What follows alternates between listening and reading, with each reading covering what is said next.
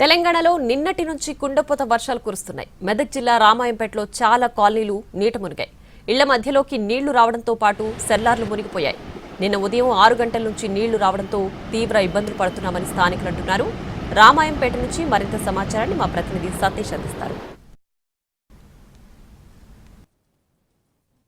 మెదక్ జిల్లా రామాయంపేటలో నిన్నటి నుంచి కురుస్తున్నటువంటి భారీ వర్షానికి పట్టణమంతా కూడా అతలాకుతలమైంది.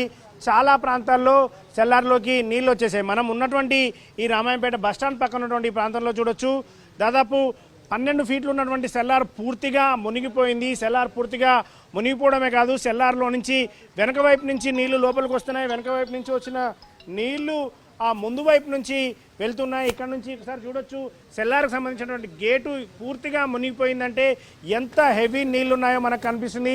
ఈ వైపు కూడా కింద ఉన్నటువంటి సెల్లార్లో ఉన్న వెహికల్స్, కింద సెల్లార్లో ఉన్న సామాన్లన్నీ పూర్తిగా నిండిపోయి ఉన్నాయి. ఎంత హెవీగా నిండిపోయి ఉన్నాయంటే ఈ నీటిని తీసేటటువంటి ప్రయత్నం చేసినా సరే పైనుంచి మళ్ళీ బ్యాక్ సైడ్ నుంచి బొంగల్పడి పైనుంచి నీళ్ళు మొత్తం కూడా కిందికి వస్తున్నాయి. ఎంత నీళ్లు హెవీగా కిందికి వస్తున్నాయో మనకి ఇక్కడ చూస్తే కనిపిస్తుంది. ఇక్కడ నుంచి నీళ్లు అంత ఫ్లోగా బయటికి వెళ్తున్నాయంటే ఎంత హెవీ ఫ్లో లోపల నుంచి వస్తుందో అంత ఫ్లో బయటికి వెళ్తుంది. ఇక్కడ ఉన్నటువంటి ఈ సెల్లార్కి సంబంధించినటువంటి వాళ్ళు పైన ఇళ్లలో ఉన్నటువంటి వాళ్ళు ఉన్నారు, వాళ్ళతో మాట్లాడిద్దాం. ఏంటమ్మా ఎఫెక్ట్ ఏమైంది? మాకు పొద్దున 6 గంటల నుంచి ఒక్కటేసారి భయంకరంగా వచ్చింది. మాకు ఇంట్లో ఒక పేషెంట్ ఉన్నాడు. మేము అప్పటికప్పుడు ఎక్కడ తీసుకెళ్ళాలి?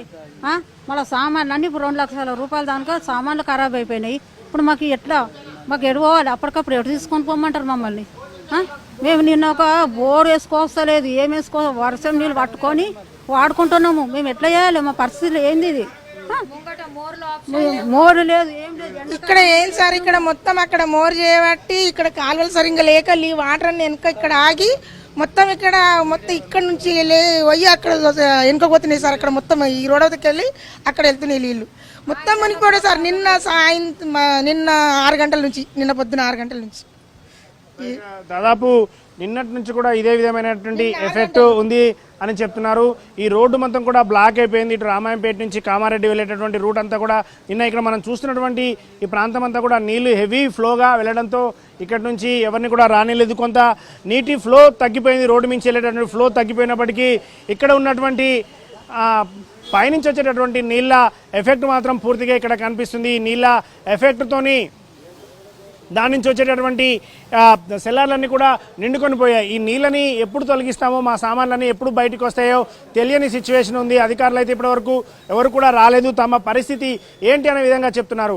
ఇటు రామాయంపేటకు సంబంధించినటువంటి ఆ ప్రాంతం కూడా ముఖ్యంగా ఇటు కనెక్టివిటీ చుట్టూ సిద్దిపేట వెళ్ళడానికి, మరోవైపు కామారెడ్డి మెదక్ వెళ్ళడానికి ఉన్నటువంటి రోడ్లు కూడా చాలా ప్రాంతాల్లో కల్వర్ట్లు కూడా పొంగి పొర్లుతున్నాయి. కాబట్టి బయటికి వెళ్ళే పరిస్థితి లేదు. ఒక జల దిగ్బంధంలో ఈ రామాయంపేట ప్రాంతం ఉందని చెప్పుకోవచ్చు. గతంలో మేము ఎప్పుడు కూడా ఇంత వర్షం చూడలేదు, ఇంత ఎఫెక్ట్ కూడా చూడలేదు అనేది ఇక్కడ